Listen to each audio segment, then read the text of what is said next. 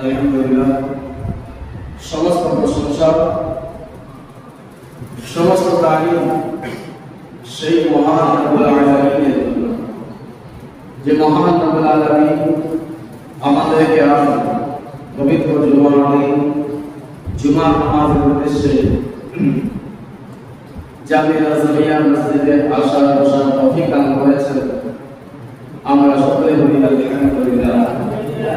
তার হাজিরিন, এই জুমাতে আমার আলোচ্য বিষয় হচ্ছে সৈয়দনা ওয়াসিফা রাহমাতুল্লাহি তাআলা আলাইহি জীবনী, তার কালাম এবং আউলিয়া আল্লাহর শান।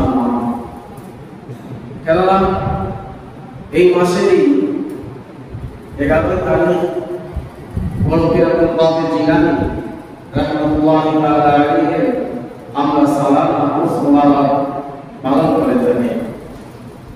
আর 4-10 তারিখ আগামীকালকে 11 তারিখের ফাতিহা আমরা পড়িয়েছি। তো সেই দিকে লক্ষ্য করে কোরআনুল কারীম ফুরকানুল মাজিদের একটি আয়াতে পাক তেলাওয়াত করেছি। আল্লাহ রাব্বুল আলামিন ইরশাদ করেছেন, আলা ইন্না আউলিয়া আল্লাহি লা খাউফুন আলাইহিম ওয়া লা হুম ইয়াহজানুন। এই আয়াতে পাকের তর্জমা হচ্ছে হুঁশিয়ার, সাবধান, নিঃসন্দেহ আল্লাহ বন্ধুদের কোন ভয় নেই এবং তিনারা চিন্তিত হন না। যারা আল্লাহওয়ালা, যারা আল্লাহর বন্ধু, তাদের কোনো ভয় নেই এবং তারা চিন্তাও করেন না। তাহলে আজকে এই তো ছিল এই আয়াতের পাকের তর্জমা, যে আল্লাহ রাব্বুল আলামিন তার সমস্ত বান্দাদেরকে একটি ঘোষণা, একটি এলান করে দিলেন যে শুনে দেখো, যারা যারা আমার বন্ধু হয়ে যাবে, যারা আমার আপন হয়ে যাবে, তাদের আর কোনো ভয় হবে না। তাই হে আমার বান্দারা, তোমরাও যদি চাও আমার আপন হতে পারো, যদি আমার আপন হবে, তোমাদেরকে বিনিময় কি পাওয়া যাবে? কোনো ধরনের চিন্তাও থাকবে না, না দুনিয়ার চিন্তা, না আখিরাতের চিন্তা, না কোনো ধরনের ভয়, না দুনিয়ার কোনো জিনিসের ভয়, না আখিরাতের ভয়। বলুন সুবহানাল্লাহ। প্রিয় হাজিরিন, আল্লাহ ওয়ালা অর্থাৎ আল্লাহর ওয়ালি, ওয়ালি 3 প্রকারের হয়ে থাকে। প্রথমত, এমনিতে ওয়ালিয়া আউলিয়া কামিলদের ক্যাটাগরি, মাকাম অনেক আছে, কিন্তু বিশেষ করে 3 ধরনের আল্লাহ ওয়ালি হওয়া যায়। এক নম্বর হচ্ছে মাদার জাত ওয়ালি, অর্থাৎ মায়ের পেট থেকে ওয়ালি হয়ে দুনিয়াতে জন্মগ্রহণ করেছেন। এক। 2 নম্বর হচ্ছে ওয়ালিয়ে নজরি, অর্থাৎ কোন নেক বান্দা নজর কারোর উপরে পড়ে গেলে সেই বান্দা আল্লাহর ওয়ালি হয়ে যায়। আর 3 নম্বর হচ্ছে ওয়ালিয়ে কাসবি। এই 3 ধরনের ওয়ালি হয়ে থাকে। ওয়ালিয়ে কাসবি কি? সামান্য একটু বুঝি। মেহনতে, ইবাদতে, রিয়াজতে, মুশাহাদাতে তাসবিহ তাহলিল করে, নফল ইবাদত বেশি বেশি করে আল্লাহ রাব্বুল আলামিন তাকে নিজে ওয়ালি বানিয়ে দেন। এই ধরনের ওয়ালিকে বলা হয় ওয়ালিয়ে কাসবি। নিজে মেহনত করে, নফল ইবাদত করে করে যিনারা ওয়ালি হয়েছেন, তাদেরকে বলা হয় ওয়ালিয়ে কাসবি। 2 নম্বর ওয়ালিয়ে নজরি, অর্থাৎ কোন নেক বান্দার নজর পেয়ে গেলে আল্লাহ রাব্বুল আলামিন তাকে ওয়ালি বানিয়ে দেন। যেমন সৈয়দনা ওয়াসিফা রাহমাতুল্লাহি তাআলা আলাইহি দরবারে এক চোর এসেছিল, ঘটনা আমরা জানি। এই চোর গাউসে আযম রাদিয়াল্লাহু তাআলা দরবারে চুরি করতে এসেছিল। হাকিকতে এই পুরো ঘটনাটি কেমন আছে যে এক ব্যক্তি সৈয়দনা গাউসে আযম রাদিয়াল্লাহু তাআলা জামানায় থাকতো। তার স্ত্রী তাকে বারবার বলতো, আমি গাউসে পাকের মুরিদ হয়েছি, আপনিও মুরিদ হয়ে যান।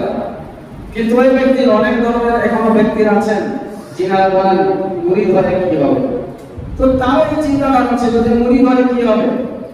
আবার কিছু কিছু ব্যক্তি আছে তারা মুড়ি হতে চায় কিন্তু বলে नहीं मुड़ी अगर हो गए तो फिर झूठ नहीं बोल सकेंगे, मुड़ी होने का पूरे हो जाएंगे जब झूठ बोलने की सलाहियत नहीं रहेगी। এই ধরনের অনেক মানুষের চিন্তা না মুড়ি ধরে আর মিথ্যা বলা যাবে না। আমি বলবো যদি মুড়ি ধরে মিথ্যা করা যাবে না তো মুড়ি তো ছোটবেলায় হয়ে যাওয়া উচিত, ঠিক কিনা? যারা হাজিরিন এখন তার স্ত্রী তাকে বারবার বলতো যে তুমি মুড়ি ধরে যাও মুড়ি ধরে যাও, কিন্তু এই ব্যক্তি শুনে না। যারা হাজিরিন একদিন এমন হলো সেই ব্যক্তি বলল ঠিক আছে আমি মুড়ি হব, তার অন্তরে খালিস খেয়াল চলে আসা যে আমি কাল থেকে মুড়ি হব। সেই ব্যক্তি বলতে লাগলো যে এমন এক ব্যক্তির সঙ্গে আমি মুড়ি হব যে এই বাগদাদের দরজাতে সর্বপ্রথম যে আসবে আমি তার হাতের উপরে হাত রেখে মুড়ি ধরে ফেলব। সেই দরজার কাছে দাঁড়িয়ে আছে রাখালের জন্য যে প্রথমে বাগদাদের দরজায় কে আসবে। এমন সময় এক চোর ওই যে রসে পাকের দরবারে চুরি করতে যাচ্ছে, ওই চোর বাগদাদে প্রবেশ করলো কিসের উদ্দেশ্যে? চুরি করার উদ্দেশ্যে। আর এই ব্যক্তির চিন্তা কি ছিল? যেই ব্যক্তি প্রথমে আসবে আমি তার হাতের উপর হাত রেখে গুলি ধরে যাব। এখন কোন বীর আসেনি, কে আসছে? একজন চোর। এখন যেমনই সে দেখলো এক ব্যক্তি আসছে দৌড়িয়ে তার দিকে চলে আসলো, আর চোরের মন পুলিশ পুলিশ এই চিন্তা করলো আমরা ধরা পড়লাম নাকি। যখন সামনে চলে এসেছে ওই ব্যক্তির কাছে গিয়ে বলতে লাগলো পীর সাহেব আমাকে মুরিদ করে দিন, আমাকে মুরিদ করে দিন। এখন জানে আমি কি? বলে না আমি কোনো পীর না। না আপনি মানা করুন বা যেটাই করুন আমি জানি আপনি আমার পীর আছেন, এখন আপনি আমাকে মুরিদ আপনাকে আমাকে মুরিদ করতেই হবে। আপনি যদি মুরিদ আমাকে করবেন না আপনাকে আমি ছাড়বো না। সে অনেক ধরনের কথা বলল, তা দেখো আমি কিছুই জানি না, আমার কোনো জ্ঞান নেই, কোনো ধরনের এলেম নেই আমার, কিন্তু না কোনো কথাই সে শুনছে না। সর্বশেষ ওই ব্যক্তি বলতে বাধ্য হয়ে গেল কেন তুমি হাকিকত জানো আমি কে? আসলে আমি চুরি করতে এসেছি, আমি একটা চোর, আমি চুরি করতে এসেছি, তাই আমি তোমাকে কিভাবে মুরিদ করবো? আমি নিজেই মুরিদ হইনি, পীর হইনি, তোমাকে কিভাবে করবো? এই ব্যক্তি বলতে লাগলো না আমি শুনেছি বড় বড় আল্লাহ ওয়ালারা লুকায়িত থাকে, কাউকে প্রকাশ করে না, আমি আপনার পা ছাড়বই না যতক্ষণ আপনি আমাকে মুরিদ করবেন না। এখন পা ছাড়েন। এখন এই চোর ছিল अब कैसे जान छुड़ाए, কিভাবে তার থেকে রেহাই পাবে এই চিন্তা করতে লাগলো। প্রভাত আমি তো জানি না মুরিদ কিভাবে করতে হবে, এটাও আমি জানি না। যাই হোক এখন ওই চোর তাকে বলতে লাগলো আচ্ছা তুমি আমার মুরিদ হবে, আমি তোমাকে মুরিদ করবো। ঠিক আছে, বলে তুমি এই জায়গায় দাঁড়িয়ে থাকো, আমি আসার পথে তোমাকে মুরিদ করে যাব, আমি যতক্ষণ আসবো না তুমি এই জায়গায় দাঁড়িয়ে থাকবে। বলো ঠিক আছে আমি আপনার অপেক্ষায় থাকবো, আপনি আসেন। এখন এই চোরটি চুরি করতে যা জান বাঁচিয়ে তো লাগলো ভাই, রেহাই তো পেয়েছি।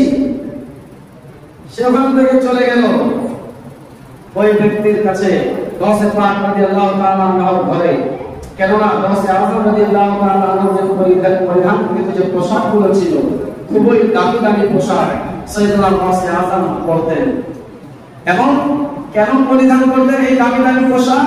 কোন ভিক্ষুক কোন ভিখারি যদি আসতো গৌসে আযম যেই পোশাক একবার দুইবার পরে নিতেন ওই পোশাক আর পরতেন না, কোনো না কোনো গরিবকে দান করে দিতেন।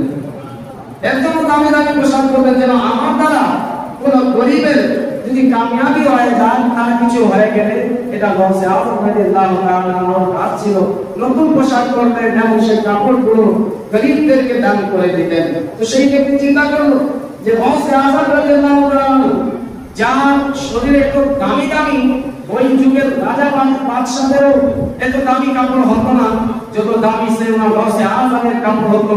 তো জিনার কাপড় এত দামি হবে, তার বাড়িতে না জানি আর কত কিছু মাল সম্পদ হবে।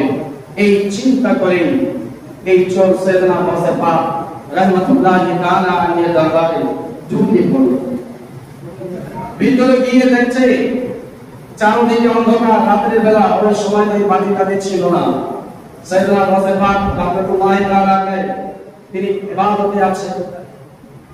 আর এই ব্যক্তি যা যা হাতে পাইলো একটি কাপড় উপরে পেয়ে একটি পোটলা বানিয়ে নিয়ে যেতে লাগলো। যেমনই ভাবে ওই পোটলাটি উঠাতে লেগেছে, সে বুঝতে পারে এটি অন্ধকার ছিল, সে আর কিছু দেখতে পারে না, তার চোখের দৃষ্টি একেবারে শেষ। সে পোটলাটা নিয়ে বুকের সঙ্গে জড়িয়ে রাখলো, বসে গেল। একটি রেওয়ায়েতে পড়েছি, আবার যখন বসে গেল তার চোখের দৃষ্টি ফিরে আসলো।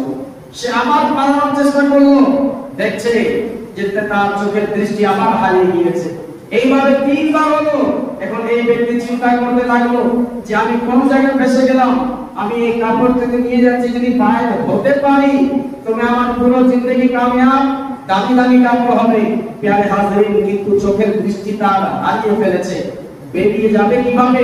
সে একটি কোণায় চুপচাপ করে বসে আছে। সাইয়েদনা গাউসে আযম রাদিয়াল্লাহু তাআলা আনহু তিনি খানকাতে ইবাদত করছেন। এখন সময় গভীর রজনীতে, ফজরের কিছু আগে সাইয়েদনা হযরত খিজির আলাইহিস সালাম সাইয়েদনা গাউসে পাক রাহমাতুল্লাহি তাআলা আলাইহির দরবারে এসে নক করলেন, আওয়াজ দিলেন এবং বলতে লাগলেন, ইয়া গাউসে আযম, আপনি জানেন অমুক এলাকার একজন আবদাল তার ইন্তেকাল হয়েছে। আবদাল আউলিয়া আল্লাহর অনেক বড় উঁচু মাকাম, অনেক মেহনত, অনেক মুশাহাদা, অনেক রিয়াজত, অনেক ইবাদত করার পরে আবদাল হওয়া যায়। বলে অমুক এলাকার একজন আবদালের ইন্তেকাল হয়েছে, এখন আপনি একজন আবদালকে ওই জায়গায় নিযুক্ত করে দিন, কেননা যে শহরে আল্লাহওয়ালা থাকবে না ওই শহরটি ধ্বংস হয়ে যাবে। প্রত্যেকটি শহরে আল্লাহওয়ালা আছেন, তাই প্যারে হাজরিন হযরত খিজির আলাইহিস সালাম বলতে লাগলেন যে আপনি একজন আবদালের ব্যবস্থা করে দিন, ওই শহরের আবদালের ইন্তেকাল হয়ে গিয়েছে। সাইয়েদনা গাউসে আযম রাদিয়াল্লাহু তাআলা আনহু বলেন, ঠিক আছে হে খিজির আলাইহিস সালাম, আপনি আমার বাড়ির ভিতরে আসুন, দেখুন আমার বাসার একটি কোণাতে একজন আবদাল বসে আছে, তাকে নিয়ে যান। বলুন সুবহানাল্লাহ। হযরত খিজির আলাইহিস সালাম ভিতরে আসলেন, দেখছেন কোণাতে এক ব্যক্তি বসে আছে। ওই ব্যক্তিকে উঠালেন আর বলতে লাগলেন, আবদাল সাহেব, আল্লাহর বন্ধু, চলুন, আপনার ডিউটি অমুক জায়গায় লাগা আছে। এই ব্যক্তির কণ্ঠ ধরপড় করছে, আমি তো ধরা পড়ে গেলাম। সে বলতে লাগলো, আমি কোন আল্লাহওয়ালা না, আমি কোন ওলি না, আমি একজন চোর, চুরি করতে এসেছি। সে চিন্তা করলো, যদি আমি আমার গুনাহগুলো স্বীকার করে নেই তো মায়ের একটু কম খাবো। আমি তো চোর, আমি চুরি করতে এসেছিলাম, আমি কোন আল্লাহর বন্ধু না, আপনারা ভুল ভেবেছেন। প্যারে হাজরিন, সাইয়েদনা খিজির আলাইহিস সালাম বলতে লাগলেন, তুমি চোর ছিলে, কিন্তু গাউসে আযমের নজর যখন পড়ে গিয়েছে তোমার উপরে, আল্লাহ তোমাকে ওলিয়ে কামিল বানিয়ে দিয়েছে। এখন সেই ব্যক্তিকে সাইয়েদনা গাউসে পাক বুকের সঙ্গে জড়িয়ে ধরলেন, যা ছিল না সব কিছুই তাকে দান করে দিলেন। এসেছিল চোর হয়ে, সে গাউসে আযমের দরবার থেকে আল্লাহর ওলি হয়ে ফিরিয়ে যাচ্ছে। সুবহানাল্লাহ। ফজরের সময় ওই ব্যক্তিটি ফিরিয়ে যাচ্ছে, ফজরের আগ ছিল, দেখছে লোকেরা এক জায়গায় ভিড় লাগিয়ে বসে আছে। বলে কিসের ভিড়? বলে কোন পাগল আছে, তাকে বলছে বাসা চলে যেতে, রাত্রের বেলা একা একা দাঁড়িয়ে আছে। সে বলছে, না, আমার পীর আমাকে বলে গিয়েছে যে জায়গায় থাকতে আমি আসবো, মুরিদ করব। প্যারে হাজরিন, ওই যে চোর আগে যে ছিলেন, এখন আল্লাহর ওলি হয়ে গিয়েছেন, তিনি বলেন, যাকে দেখি তো। তিনি গিয়ে দেখেন যে ওই ব্যক্তি আছে যাকে আমি রাতের অন্ধকারে দাঁড় করে রেখেছিলাম আর বলেছিলাম আমি ফিরে এসে তোমাকে মুরিদ করে যাব। ওই ব্যক্তিকে, ওই যে আবদাল এখন তিনি হয়েছেন, তার কাছে গেলেন।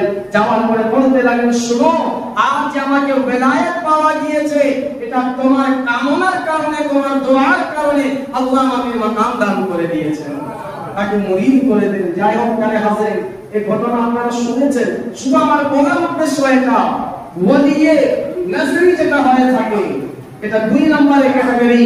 একটা ওলিয়ে কাসবি, মেহনত করে, মুশাহাদা করে ওলি হওয়া যায়, যেটাকে ওলিয়ে কাসবি বলা হয়। আর দুই নম্বর ওলিয়ে নজরি, কোন নেক বান্দার নজর পেয়ে গেলে আল্লাহ রাব্বুল আলামিন তাকে ওলিয়ে কামিল বানিয়ে দেন।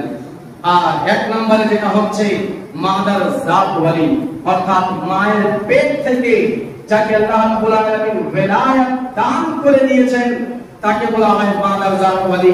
আর এটাই হচ্ছে সবচেয়ে উঁচু মাকাম ওয়ালায়াতের। তো সাইয়েদনা গাউসে আযম রাদিয়াল্লাহু তাআলা আনহু তিনিও মাদার জাত ওয়ালি ছিলেন।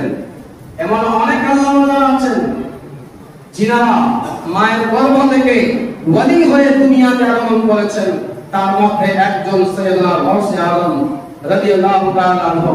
এর প্রমাণ এর চেয়ে বেশি আর কি হতে পারে? আমরাও দুনিয়াতে এসেছি ৩-৪ বছরে, যখন আমাদের বয়স ছিল আমাদের সঙ্গে কি ঘটেছে আমরা জানি না, ভুলে গিয়েছি। কিন্তু সাইয়েদনা গাউসে আযম মায়ের গর্ভে ছিলেন, তার আম্মা জান 18 পারার কোরআনের হাফেজা ছিলেন। প্রত্যেকদিন তিনি তিলাওয়াত করতেন। যখন গাউসে আযম দুনিয়াতে আসলেন 4 বছর 10 দিন যখন তার বয়স হয়ে গেল, উস্তাদের কাছে তার আম্মা জান নিয়ে গেলেন। তিনি আগে বলেন পড়ো বিসমিল্লাহির রহমানির রহিম। সাইয়েদনা গাউসে আযম বিসমিল্লাহ থেকে নিয়ে 18 পারা পুরো কোরআন শোনাই দিলেন। বলেন সুবহানাল্লাহ। উস্তাদ জি বলেন আরো পড়ো, 19 নম্বর পারা শুরু করো। সাইয়েদনা গাউসে পাক 4-5 বছর বয়সে বলতে লাগলেন আর আমি জানি না, আর আমার মুখস্থ নাই। বলে কেন? বলে আমার আম্মা জান 18 পারা কোরআনের হাফেজা ছিলেন। তিনার গর্ভে যখন আমি ছিলাম তিনি প্রত্যেকদিন আগে 18 পারা তিলাওয়াত করতেন, তারপরে বাড়ির কোনো কাজ কাম করতেন, তাই আমার 18 পারা মুখস্থ আছে। বলেন সুবহানাল্লাহ। যে গাউসে আযম মায়ের গর্ভে থাকা সত্ত্বেও মা কি তেলাওয়াত করছে সেই জিনিসও কিনা স্মরণে থাকে। প্যারে হাজির, এই বান্দা আল্লাহর ওয়ালি হবে না দুনিয়াতে আসার আগে থেকে, তো আর কি হবে? যিনি দুনিয়াতে আগমন করেছেন পহেলা রমজানে, দুনিয়াতে আসার সঙ্গে সঙ্গে যিনি রোজা রেখে প্রমাণ করে দিলেন যে শরিয়াত আগে আছে, এরপরে আল্লাহ ওয়ালা হওয়া যাবে। যাই হোক প্যারে হাজির, সাইয়েদনা গাউসে পাক রাহমাতুল্লাহি তাআলা আলাইহি তিনি মাদার জাত আল্লাহ ওয়ালা ছিলেন। গাউসে আযম রাদিয়াল্লাহু তাআলা আনহু এমনিতে তিনি আল্লাহ ওয়ালা হয়ে যাননি।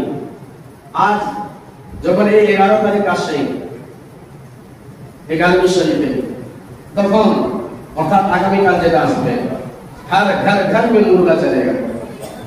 चलेगा क्या? दौड़ेगा। और बाजार वाला भी मुर्गा ऊंचे दाम में बेचेगा भी। अभी मौका আছে কিনা? গতকাল পর্যন্ত যে মুরগের দাম কম ছিল, কিন্তু 10-এর ভাগে রসুলায় তাহলে ব্যবসা শুরু করে দিয়েছে। সেই মুরগার দাম আপনি কালকে খরিদ করবেন, দেখবেন উঁচু দামে তারা বিক্রি করবে, 50 টাকা 100 টাকা বেশি দামে বিক্রি করবে। কিন্তু এরপরেও আমরা কি করব? कुछ हो या ना हो, मुर्गा होना होगा। अब पहले के जो मुरब्बी थे उनका कौन ये था कि मुर्गा ऐसा वैसा नहीं, बांग देने वाला मुर्गा होना चाहिए, है ना? बांग देने वाला मुर्गा, যে মুরগা চিল্লায় বলে এমন মুরগা রাখবে, নতুবা চলবে না। যাদের হাজিরিন, আমার বলার উদ্দেশ্য এটা যে গাউসে পাক রাহমাতুল্লাহি তাআলা আলাইহির জন্য যখন আমরা মিলাদ করি বা ফাতিহা করে থাকি, অবশ্যই আপনি করবেন, নেকি পাবেন। নেকি হবে না এমনটি না। আপনি মুরগা ফাতিহা করার, পোলাও রান্না করুন, বিরিয়ানি রান্না করুন, কিছু নেই আপনার কাছে, আপনি পানি রেখে ফাতিহা করিয়ে দিন, নেকি পাবেন, সওয়াব পাবেন, ঠিক। কিন্তু গাউসে আযম রাদিয়াল্লাহু তাআলা আনহু উনি কি শুধু এই জিনিসই পছন্দ করেন যে মেরে নাম पे खाली मुर्गा करो? नहीं समझे मेरी बात। गाउसे आज़म क्या यही पसंद सिर्फ करते हैं कि मेरे नाम पे सिर्फ मुर्गा करो? गाउसे पाकेর নামে মুরগা আমরা কেন বাধ্য করাই? আজ পর্যন্ত আমরা জেনেছি? কেউ কি কোনোদিন নিজের মন থেকে প্রশ্ন করেছি যে गाउसे पाकेর नाम पर मुर्गा ही क्यों, बकरी क्यों नहीं करते, गैया क्यों नहीं करते?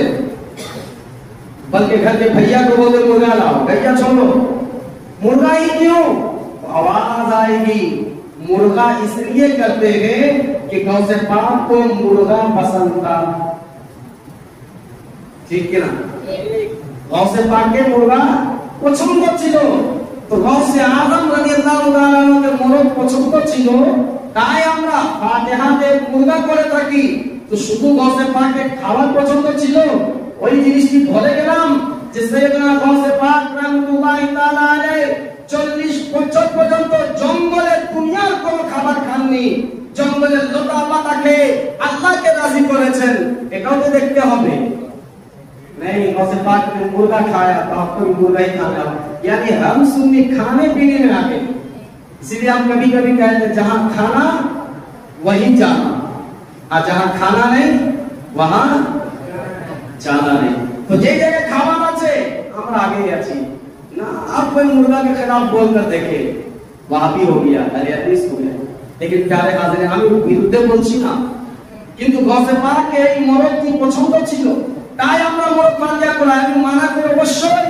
কিন্তু যেই জিনিসটি একবার গৌসে পাক ঘুম বেঁধে না বলে মরদকে জীবিত করে দিয়েছিলেন, তার ফাতিহা আমরা 11 তারিখের করতেই থাকি, বছর আসলে আবার করি, প্রত্যেক বছর করিয়ে থাকি। আর যেই জিনিস গৌসে আজম রাদিয়াল্লাহু তাআলা সব সময় পছন্দ করেছেন, সেই জিনিসের দিকে আজ আমাদের কোনো খেয়াল নাই। क्यों? इसलिए कि कहता आलिम साहब फजीलत बयान कीजिएगा, अमल बयान करने की जरूरत नहीं। আর ফজিলত যখন বয়ান হবে, নারায়ে তাকবীর নারায়ে রিসালাত কারামাতে গৌসে আজম জিন্দাবাদ। আর যখন আমালিয়াত যখন বয়ান হবে, समझ रहे हैं, सर झुकाओ, अमल हमसे होने पड़ेगी। फजीलत যখন হবে, नहीं गौसे पाक के नाम का फातिहा कराओ, तुम्हारी नियत पूरी होगी। हाँ यकीनन पूरी होगी, ये मैं भी कह रहा हूं, আমিও বলি। কিন্তু শুধু ফজিলত দেখলে হবে না, আপনাকে আমলের দিকে আসতে হবে। সৈয়দনা গৌসে পাক রাহমাতুল্লাহি তাআলা আলাইহি তিনি সর্বপ্রথম যেই জিনিসটি শিক্ষা অর্জন করেছিলেন সেটা কি ছিল? তার আম্মা জান যখন তিনি ইলমে দ্বীন অর্জন করার জন্য বাসা থেকে বেরিয়ে আসলেন, আম্মা জান তার কাপড়ের ভিতরে 40টি স্বর্ণের মুদ্রা সেলাই করে দিলেন ভিতরের দিকে, যেন কেউ দেখতে না পারে। কেননা ওই সময়টি যে ছিল ডাকাতরা বেশি ছিল, এলাকায় ডাকাত ছিল, এক এলাকা থেকে অন্য এলাকায় গেলে কোন কোন জঙ্গলের রাস্তা পার হতে হতো, পাহাড়ের রাস্তা পার হতে হতো, পুরাপুরি কাফেলাকে লুটপাট করে নিত। প্রিয় হাজিরিন, সৈয়দনা গৌসে পাকের আম্মা জান তার কাপড়ের নিচ তলায় সেই 40টি দিরহাম মুদ্রা, স্বর্ণের মুদ্রাগুলো শিয়ন করে দিয়ে বলতে লাগলেন, বাবা যাও হেফাজতে রাখবে, কিন্তু তুমি যাচ্ছ ইলমে দ্বীন অর্জন করতে, একটি বিষয় খেয়াল রাখবে, মিথ্যা কোনোদিন বলবে না। বলুন না সুবহানাল্লাহ। झूठ कभी मत बोलना। এটা কে শিক্ষা দিয়েছেন? गौसे पाक के अम्मा जान। और आजकल का तो हमारी हालत ये, घर का माई कहती झूठ बोल के पार हो के आ जाते हैं। स्कूल गया तो उस्ताद को झूठ बोल दो कि नानी मान ले। এমনও হয়েছে, আমি তো মাদ্রাসার আশুলিয়া যখন শিক্ষক ছিলাম, একটা ছেলে 4 বার নানি মারা গেছে, 4 বার তার নানি মারা গেছে। এখন জিজ্ঞাসা করলাম কোন নানি? নানির বোন, আর একবার নানির বড় বোন। চিন্তা করো, এখন বাসায় ফোন করি ওর বাবাকে বলি কি ব্যাপার, ওইটা নানি। এখন বাবা বলে আচ্ছা আমি জিজ্ঞাসা করতেছি, ওর ছেলে বলে হ্যাঁ ও একটা নানি ছিল তো দূরের, তিনি মারা গিয়েছে। এখন চিন্তা করেন, ওই সময় সৈয়দনা গৌসে পাকের আম্মা জান শিক্ষা দিয়েছেন যে বাবা মিথ্যা কথা বলবে না। আর আজ আমরা নিঃসন্তানদেরকে শিক্ষা দিচ্ছি बहाना करके आ जाओगे। और मैं तो ये कहता हूँ कि आजकल बचपन ही से माँ बाप अपने बच्चों को झूठ सिखा रहे हैं, रिश्वत दे रहे हैं। अब आप कभी रिश्वत दे रहे हैं, झूठ सिखा रहे कैसे? अब कहते बच्चा जब छोटा रहता है, रोता है, शरारत करता है, तो माँ बाप क्या कहते हैं कि बेटा चुप हो जाओ वरना पुलिस आ जाएगी। पुलिस आती है, बेटा चुप हो जाओ वरना भूत आ जाएंगे, पगला आ जाएगा। आता है जब बच्चा बड़ा होगा, जब उसके अक्ल होते गए तो समझता है कि नहीं मेरे माँ बाप ने झूठ बोला। तो बच्चे बचपन से आपने झूठ बोला, तो आपने कहा झूठ तो समझ के रिश्वत, हमने रिश्वत भी आप देते। बच्चे को कहते तुम क्लास 5 में पास करो तुम्हें साइकिल खरीद देंगे, रिश्वत को देने की आदत आप लगा रहे हैं। तुम मैट्रिक पास कर लो तुमको मोबाइल खरीद करके दे देंगे हम, ये तो रिश्वत हो रही है ना आपको। बचपन से ही माँ बाप बच्चों की आदत बिगाड़ रहे हैं। याद रखें, जिस घर में माँ बाप अच्छे होंगे बच्चा भी गौसे आजम के जैसा होगा। प्यारे हाज़रीन, सैयदना गौसे आजम আম্মা জান একটি জিনিস শিক্ষা দিলেন, আর সৈয়দনা গৌসে পাক ছিলেন তেমন যে মা বাবার কথা অমান্য কোনোদিন করেননি। आज गौसे आजम की मुर्गा भी याद है, गौसे आजम की बिरयानी हमें याद है, लेकिन गौसे आजम ने अपनी माँ बाप की किस तरह कदर की गई वो हम भूल गए। आज আমরা মোরগ খেয়েছেন, গৌসে পাকেটার মনে আছে, বাড়িতে মোরগ আসতেই হবে, কিন্তু গৌসে পাক তার আম্মা জানের কথাগুলোকে কিভাবে সম্মান করেছেন, কি দাম দিয়েছেন, এটা আমরা ভুলে গিয়েছি। গৌসে পাকের আম্মা জান বললেন, বাবা মিথ্যা বলবে না। সৈয়দনা গৌসে আজম বলেন, ঠিক আছে আমি মিথ্যা কথা বলবো না। বাল্য বয়স শিক্ষা অর্জন করতে চলে যাচ্ছে। আমরা ঘটনা জানি, রাস্তার মাঝে ডাকাতরা ধরে ফেললো, সবার মাল লুটপাট করে নিল। এক ডাকাতের দলের মধ্যে থেকে এক ডাকাত, সে বললে তো বাচ্চা আছে, এর কাছে কি হবে, তাকে সাইডে করে দিলেন। কিন্তু আরেকটি ডাকাত তার কাছে এসে বলতে লাগলো, তোমার কিছু কিছু আছে নাকি? তিনি বলতে লাগলেন, হ্যাঁ আমার কাছে 40টি স্বর্ণের মুদ্রা আছে। সত্য কথা বলে দিলেন। সেই ডাকাত বলে, না কিভাবে আমি মানবো তোমার কাছে 40টি, তুমি মিথ্যা কথা বলছো। সৈয়দনা গৌসে পাক তিনি ওই ছোট বয়সে বলতে লাগলেন, আমার আম্মা জান আমাকে শিক্ষা দিয়েছেন মিথ্যা কোনোদিন বলবে না। বলুন সুবহানাল্লাহ। এই ডাকাত নিজের সরদারের কাছে সৈয়দনা গৌসে আজমকে নিয়ে গিয়ে বলতে লাগলো, সরদার দেখুন না এই বাচ্চাটা কি বলছে। বলে কি বলছে? বলে এমন কথা বলছে মনে হচ্ছে আমরা পাগল আছি। বলতে লাগলো, বাবা কি?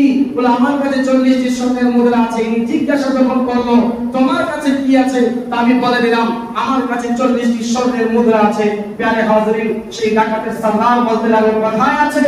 সৈয়দনা গৌসে আজম নিজ কাপড়ের ভিতর থেকে যেই জায়গায় তার আম্মা জান লুকিয়ে সেলাই করে দিয়েছিলেন, সেই জায়গা থেকে বের করে 40টি পুরো স্বর্ণের মুদ্রা তাদের হাতের উপরে রেখে দিলেন। ডাকাতের সরদার বলতে লাগলো, তুমি যদি মিথ্যে কথা বলতো যে আমার কাছে কিছু নেই, তোমাকে কিছুই করতাম না, আমরা বুঝতেও পারতাম না। সত্য কথা বলে কেন তুমি ফেঁসে গেলে? সত্য কথা বলে তোমার 40টি স্বর্ণের মুদ্রা কেন আমাদেরকে দিয়ে দিলে? সৈয়দনা গৌসে আজম বাল্যবয়স ছোটবেলায় তিনি বলতে লাগলেন, আমার আম্মা জান শিক্ষা দিয়েছেন যে মিথ্যা কথা বলবে না, সর্বদা সত্য বলবে। তো এই সত্য বলার কারণে যদি এই গৌসে আজমের জানও যেতে হয়, জান দিতে রাজি আছে, কিন্তু মিথ্যা কথা বলতে রাজি নেই। প্যারে হাজরিন, সেই ডাকাতের সরদার যারা ছিল, এক রিওয়ায়াত অনুযায়ী 39টি বা এক রিওয়ায়াত অনুযায়ী 27টি ডাকাতরা ছিল। প্যারে হাজরিন, সেই সমস্ত ডাকাতরা দেখতে লাগলো এই ছোট বাচ্চা, তার মা শুধু বলেছে মিথ্যা কথা বলবে না, সে মিথ্যা কথা বললো না, নিজের জানের পরোয়া করলো না। আর আমরা এত বড় বড় গুনাহ করছি, জানি না আমাদের অবস্থা কি হবে। সঙ্গে সঙ্গে সমস্ত ডাকাতরা তওবা করে পাক্কা এবং সচ্চা মুসলমান হয়ে গেল।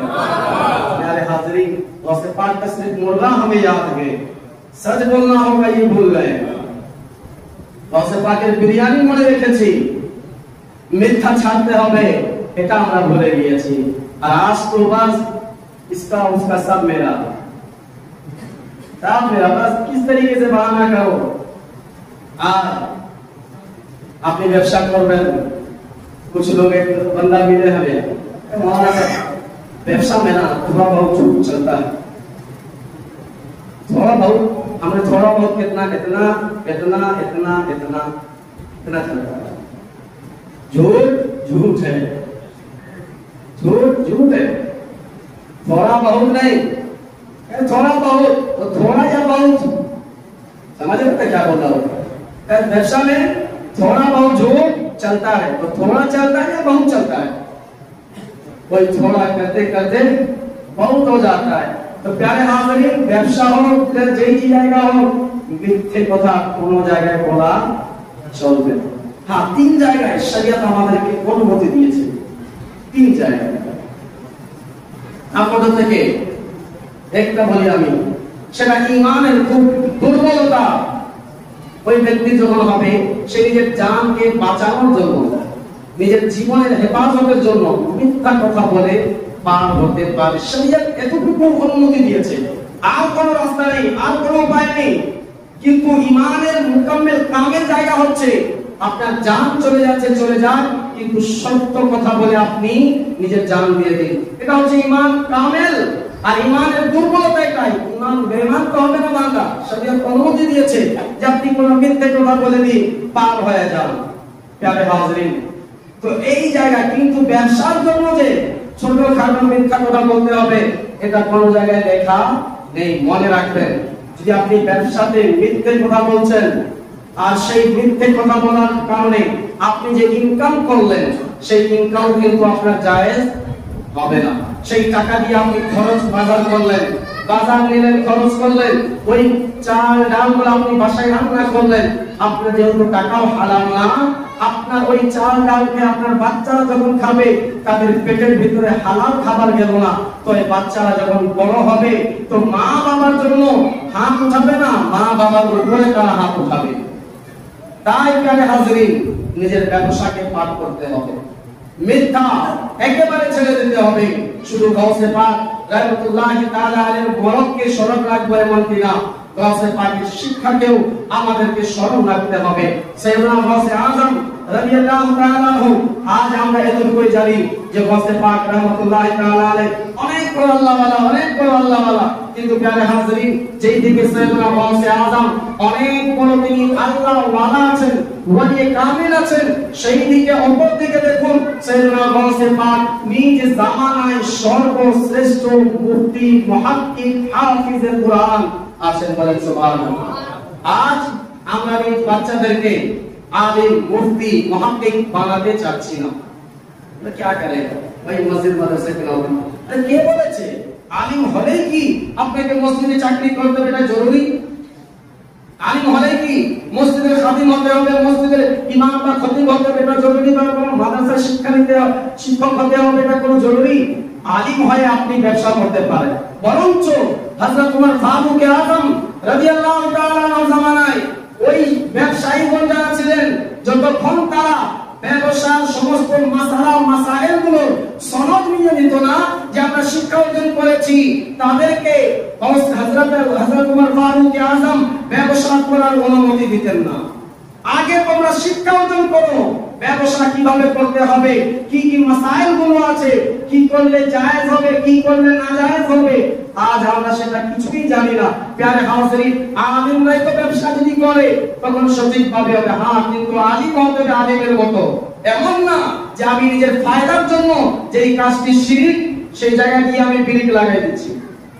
আজ দেখুন, আজ আলেম সমাজ কোথায় চলে গিয়েছে, গুনাহের জায়গায়। এবং আপনি বলবেন কি হেফাজতের জন্য গিয়েছিল, আমি বলবো কিসের হেফাজত? বলে মারামারি যেন না হয়, চলে যান সিনেমা হলে চলে যান, ওখানে হতে পারে মারামারি হয়ে যাবে। গুনাহের জায়গাতে আপনি চলে গেলে গুনাহ হবে, নেকির জায়গাতে আপনি চলে আসলে নেকি হবে, শিরকের জায়গাতে গেলে শিরক হবে, ঠিক কি না? শিরকের জায়গায় চলে গেলে শিরক হবে, কোনো ওয়ে নাই। এক ব্যক্তি বলতে লাগলো না, নবী সাল্লাল্লাহু আলাইহি ওয়াসাল্লামের জামানায় তাদের জান মালের হেফাজত করেছিলেন হিন্দুদের। আমি বলি তাদের জান মাল ট্যাক্সের বিনিময়ে হেফাজত করেছিল। এখন আমরা যে চলে যাচ্ছি তাদের মন্দিরে বা পূজা মণ্ডপে, তাদের জান মাল হেফাজতের জন্য না, বরঞ্চ নিজের ভোট নেবার জন্য। প্রিয় হাজরিন, মানুষকে ধোঁকাবাজি করাবেন না, একজনের জন্য সমস্ত আলিম সমাজকে বদনাম করাবেন না। আর সবাইকে প্রশ্ন মুখী হতে হয়ে যাচ্ছে, যার আলেমরা ওলামারা শুধুটা আপনি বাংলাদেশে বা সৈয়দপুর জমিন ভাবে করছেন তা নয়, আজ এই বিষয়গুলো পুরো পৃথিবী দেখছে সোশ্যাল মিডিয়ার মাধ্যমে, যে ওলামারা আলেমরা যাদেরকে রাসূলুল্লাহ সাল্লাল্লাহু আলাইহি ওয়াসাল্লাম আম্বিয়ায়ে কেরামগণের ওয়ারিস বলা হয়েছে, তারা চলে গিয়েছে কোন জায়গায়। এখন অনেক বলবে যে মখদুম আশরাফ জাহাঙ্গীর সিন্নানি তিনিও তো মন্দিরে গিয়েছিলেন। আমি বললাম হ্যাঁ হ্যাঁ, মখদুম আশরাফ বানারসের মধ্যে বড় একটি মন্দির ছিল, সেই মন্দিরে মখদুম আশরাফ জাহাঙ্গীর সিন্নানি গিয়েছিলেন, কিন্তু তখন যিনি গেলেন একবার গেলেন, দ্বিতীয়বার আর যাননি। আর একবার যখন মখদুম পাক মন্দিরে গেলেন তো মন্দিরে যে মূর্তি ছিল সেই মূর্তির সঙ্গে সঙ্গে লা ইলাহা ইল্লাল্লাহ পড়তে লাগলো।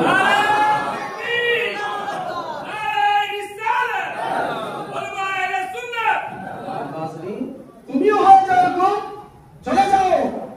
গাউসে আযম রাদিয়াল্লাহু তাআলা আনহু মুর্দাকে জীবিত করে দিলেন। মখদুম আশরাফ জাহাঙ্গীর সিন্নানি মন্দিরে গিয়েছেন, কিন্তু এর জন্য না যে হেফাজত করবো, বরঞ্চ তাদের ঈমানের হেফাজত করলেন। একসঙ্গে 500 চেয়েও বেশি বড় বড় পণ্ডিতরা মখদুম আশরাফ জাহাঙ্গীর সিন্নানির হাতের উপরে হাত রেখে কালমা পড়ে মুসলমান হয়ে গিয়েছে। সুবহানাল্লাহ। হাজরিন, খাজা গরিব নওয়াজ রাহমাতুল্লাহি তাআলা আলাইহি উনিও মন্দিরে গিয়েছেন, উনি তো এমন জায়গায় গিয়েছেন, অগ্নি পূজারকের জায়গায় গিয়েছেন, যারা আগুনকে পূজা করতো ওই জায়গায় চলে গিয়েছেন। কিন্তু এর জন্য না যে হেফাজত করবো, হেফাজত করেছেন তার ইমানকে, দাওয়াত দিয়েছেন। খাজা গরিব নওয়াজ বলেন তুমি আগুনকে পূজা করছো, কারণ কি? বলে আমাকে হেফাজত করবে, আমাকে পুড়াবে না, জাহান্নামে যেহেতু আগুন আর আগুন। সৈয়দনা খাজা গরিব নওয়াজ বলেন আমার জুতা, এই আমার জুতা যদি আগুন পুড়িয়ে দিতে পারে আমি তোমার দিকে চলে আসি। প্যারে হাজিরিন, খাজা গরিব নওয়াজ নিজ জুতা আগুনে রেখে দিলেন, আগুন পুড়াতে পারলো না।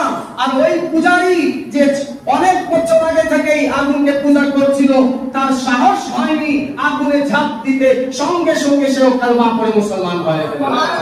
হাজিরিন, আর মানুষ তো বোকা না, কিছু বুঝবে না।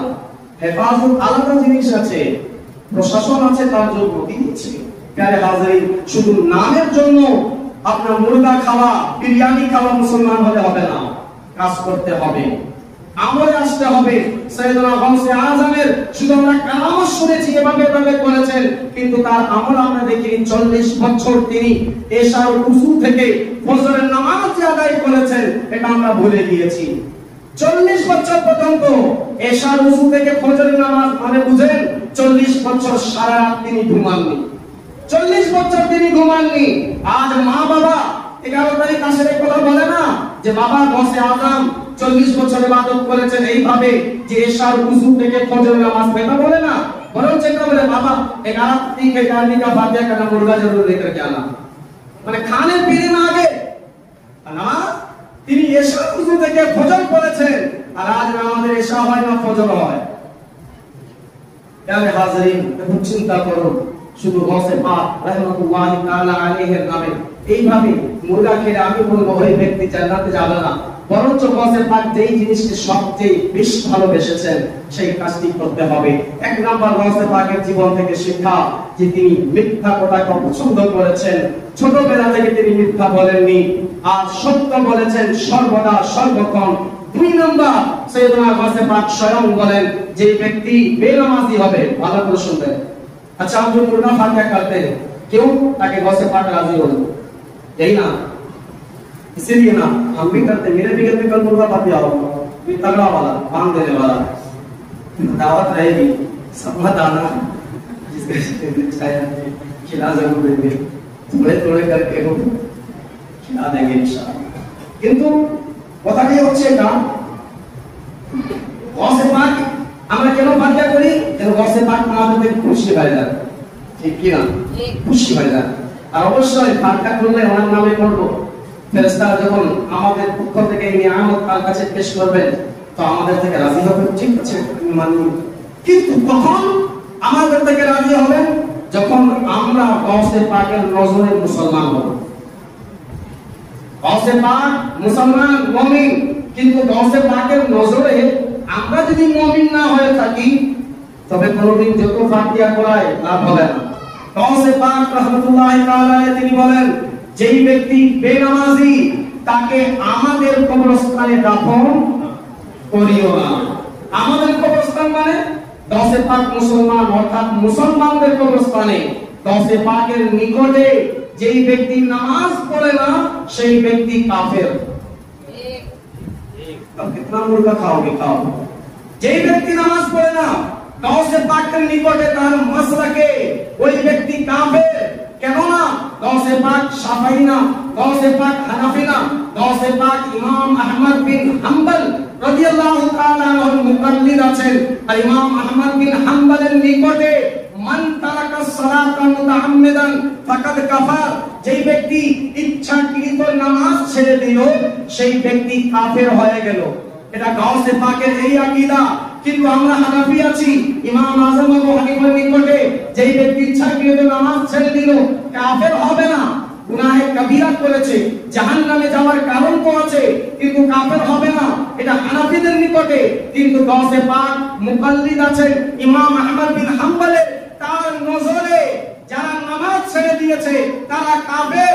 আমি বলবো ফাতিহা পড়ে করাবে, আগে গৌসে পাকের নজরে মুসলমান হয়ে যাও। बात समझ में आई?